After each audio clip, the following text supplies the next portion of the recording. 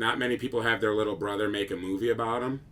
Right. So are you flattered, or was this kind of expected? I do solemnly swear that if you use this stuff and I don't like the way it turns out, I won't sue you. I guess it's a combination of flattery and I see it as my contribution to you if you can become successful because of it or whatever, that it'll benefit somebody. Well, if Josh is this way, and he's always like this, and Josh only thinks about Josh, and he would sell out his own mother, then why would we do it? And I said, well, Mom, first of all, the story isn't about Josh, it's about homeless people overcoming adversity. First grade, second grade, third grade. See, the payas left. We finally cut the payas, which are the sideburns. Why'd you cut my payas? You didn't like them.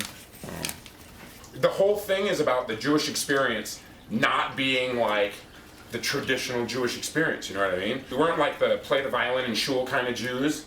We were always like the sideburn Jews, the like, you know? Okay. They're breaking Shabbos, so that's what they're saying. Hold on They a just second. want to film you sad. Okay, you got 5 seconds. Mom always says that you learn to speak English through Boggle. Is that true?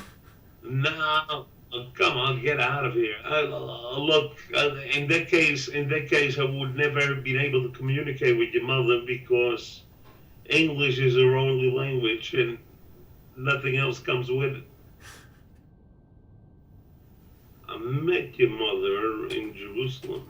This was a yeshiva, and you can Google it, Esher Torah, that was made up of old people from all over the world that were Jewish but without a religious background. So they were trying to get you religious. That's right. The rabbis wanted to send me somewhere in the desert near a yeshiva and her into another place. We should have listened. My first language was Hebrew, not English. It was Hebrew.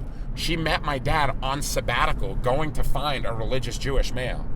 Came back and was the principal of Levi Hebrew Day School. My dad was a substitute Chumash teacher. Some people just aren't cut out to breed. Something in them just doesn't know how to put themselves on the back burner, which is what you have to do. But the thing is in a religious Jewish household, the women have very little power. So she basically like devoted her life to being a homemaker for a while and then realized, holy crap, I hate this. So these are called a Chumash, which is 5 books of the Torah, and it's in Hebrew and English. Here, you can have one, dude. Here's David. This was in the newspaper. So, when we were as a family, I tried to give the kids some sort of identity, some sort of roots. Because we were different. We were extremely orthodox. It's a form of Hasidim. He's the only one that had the bar mitzvah, but he was like driven to do those things. I don't know if you remember that, Pesach, the house had to be absolutely kosher. But on the last day of Pesach, your mother would eat spaghetti and clam sauce. We never saw her doing it. We just knew that it was happening. My father would say, hey, I used to eat pork and it's tasty, but we don't eat pork anymore.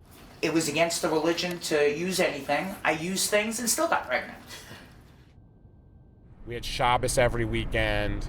There was some formality and some morals and ethics instilled in us. Whether they were real or not, who cares? So when they got a divorce, we were a leaderless clan. And it didn't have anything to do with you guys. It didn't even have anything to do with your mother. It has to do with myself. But your mother's emotional state was getting worse and worse and worse and worse. He went and found another woman or whatever, came back, wanted a divorce, and he stayed in Europe, and then he came back and he wanted to get back with me, but he couldn't. Your mother is just having a very hard time separating fiction from facts, and a lot of times she makes it up as she goes. I didn't hold up the religion.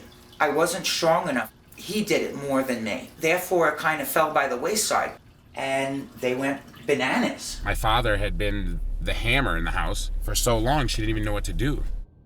I guess Joshua felt it was his responsibility to be the man and take care of the kids. And the house was a mess, and it was chaos, and there were, brothers and sisters who were running around like chickens without their heads. My mom was like locked in her bedroom, and so I was sort of caught, and then things started to go down from there.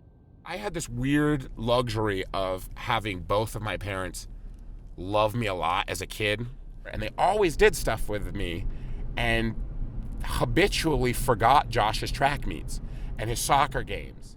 I was a little bit of a mama's boy, in large part because I was so sick with my asthma.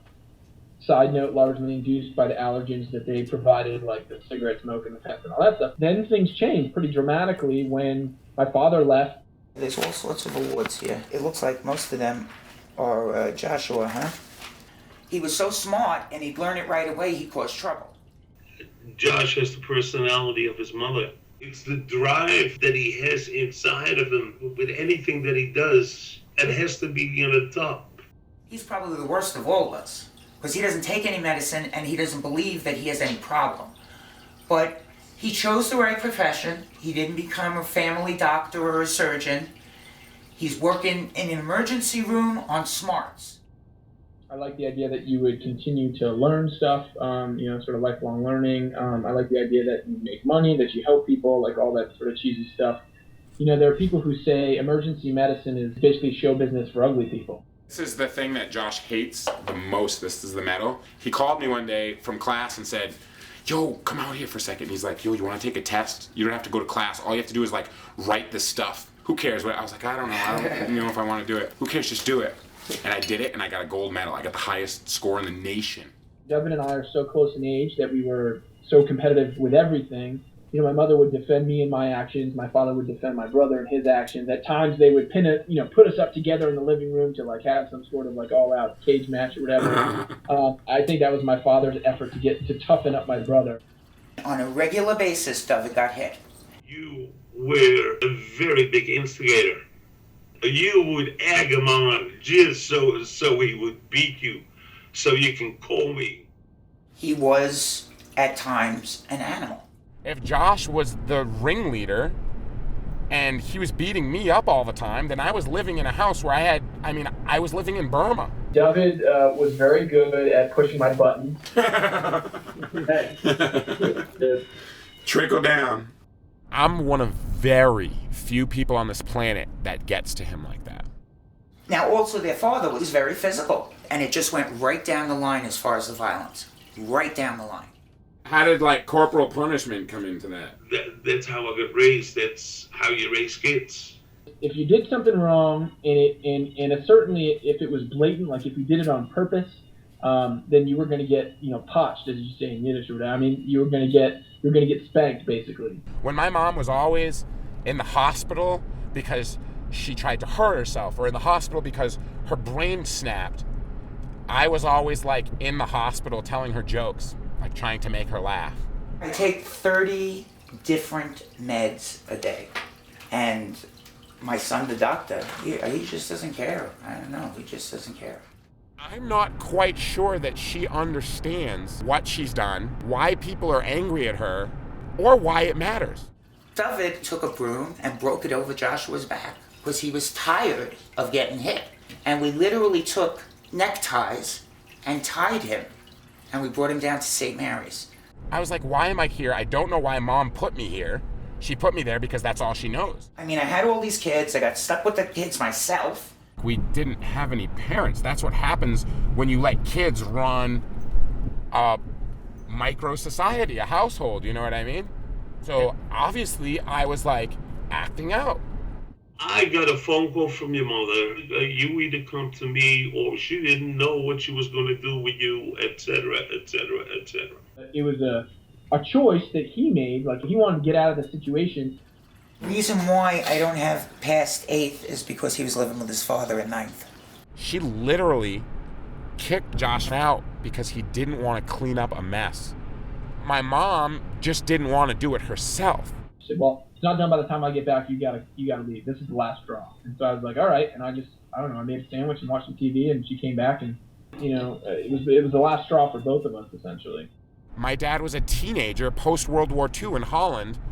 My grandparents were absentee because of the trauma that they had experienced. He wanted us to band like brothers against him, but now he's not in the mood for that.